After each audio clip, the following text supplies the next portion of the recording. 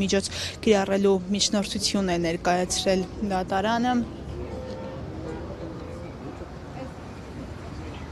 Զանգահարել եմ մարդու իրավունքների պաշտպանին, տեսնենք երբ են պատասխանելու։ Այս իրենք էլ են մեր գումարներից աշխատավարձ տանում, տեսնենք ոնց են մեր իրավունքները պաշտպանում, քանի ժամ հետո կպատասխանեն, թե ոչ։ Բարի երեկո ձեզ, Զարուհին է Փոստանջան անհանգստացնում։ Խոչընդոտվում է իմ որպես փաստաբանի եւ իմ վստահորդի որպես պաշտպան ներգրավելու իրավունքը։ Ես հիմա այս պահին Երևանի այս կենտրոնում գտնվող հակակոռուպցիոն կենտրոնի մոտ եմ, կոմիտեի մոտ։ Իմ պաշտպանյալս վստահորդս գրել է դիմում, որպեսզի ինձ ներգրավեն, այստեղ ոստիկանները ասում են մենք նման տեղեկություն չունենք եւ ինձ թույլ չեն տալիս, որպեսզի ես ներգրավեմ քրեական բարույթով որպես պաշտպան։ Ես մի հատ խոսում ու կապ հաստատած ես հետ։ Դե խնդրում եմ մի քիչ արագ, որովհետև ես տեղեկություններ ունեմ, որ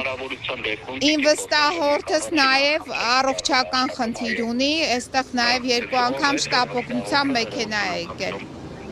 Ձեր վստահորդը ով է։ Վարդան Ղուկասյանը, Գյումրիի քաղաքապետը։ Ասեմ ձեզ, որ նաև ինքը մահափորձի է ենթարկվել տարիներ առաջ եւ առողջական խնդիրներ ունի, մենք կասկածներ ունենք, որ իր նկատմամբ առկա է վատ վերաբերմունք։ Դուք այսօր որպես պաշտպան պետք է ներգրավեք։ Այո, որպես պաշտպան։ Այո, թույլ չեն տալիս։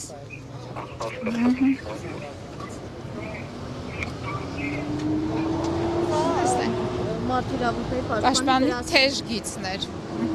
Հիմա մի հատ է զանգեն կեսրանց, դե փորձեցի, հիմա տեսնենք մի հատ այս մյուս թեժ գիծս, այս մյուսների թեժ, այս հակակոռուպցիոնների թեժ գիծը տնանք աշխատում է։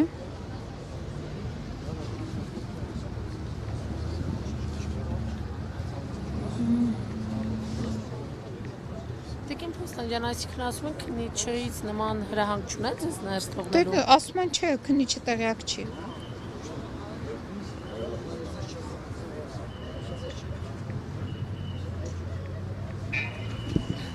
Տեսեք, եթե իրենք արդեն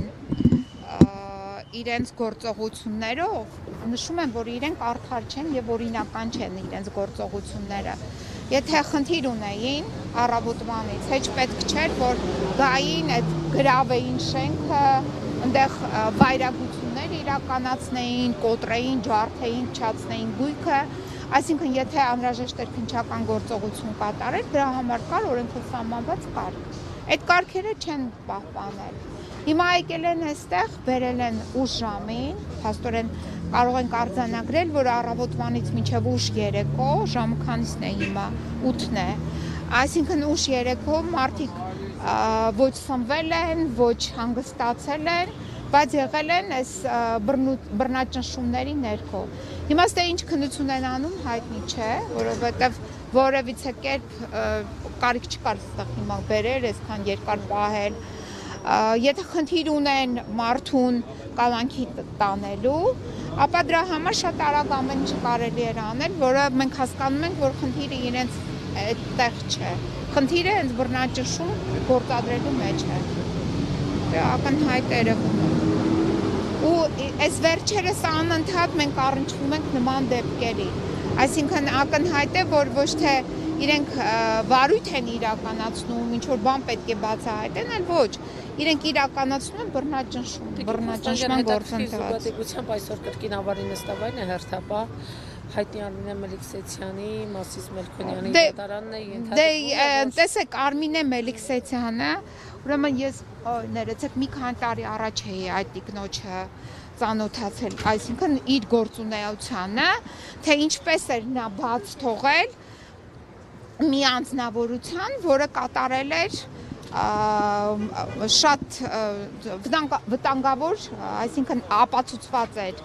վիդեոկամերաներով, որ նա կատարել է, այսինքն նենց չէր, որ ինչ-որ խոսակցության հիման վրա էր, ոչ հարակից ապացույցներով, հստակ ապացույցը կար, ոնց են գալիս, ինչ են անում, ոնց են անում 2 հոգով։ Այդ թվում նաև կար այդ ընկերոջ նաև ցուցմունքը։ Տիկին այդ Արմինե Մելիքսեթյանը, այդ անձնավորությունը, որը նաև այդ հանցագործությունների մեջ էր մեղադրվում, բաց էր թողել կալանքից, բողոքարկեցինք վերաքննիչը կալանավորեց։ Այսինքն սա այն տիկիններից է, որովհետև ով որ այդ գործողությունը կատարել էր, աֆիլիացվում էր իշխանությունների հետ, այսինքն իշխանությունների համար հլուհունազան ուղղակի նոտարի վավերացում կատարող անձնավորություն է սա։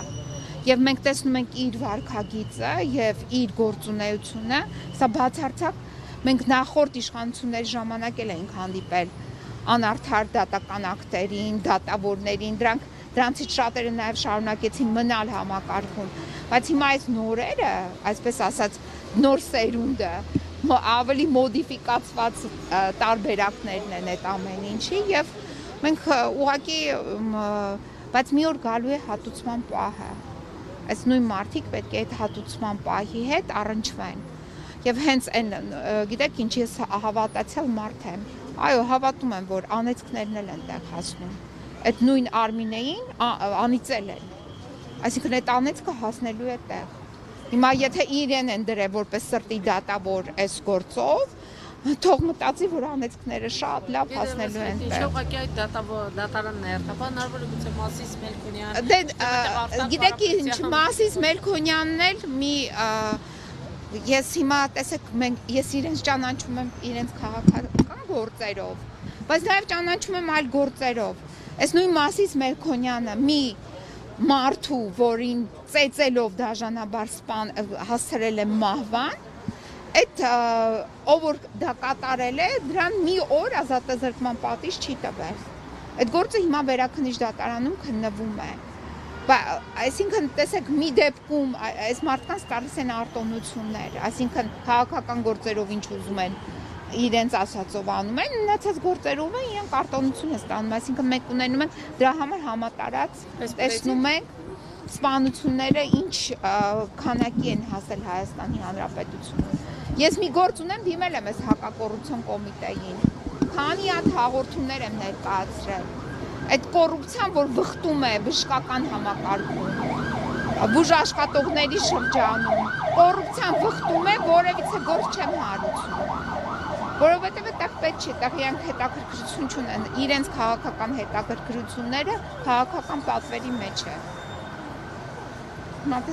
հիմա իրանց թեժ գծին զանգենք, տենանք կա։ Հա, տես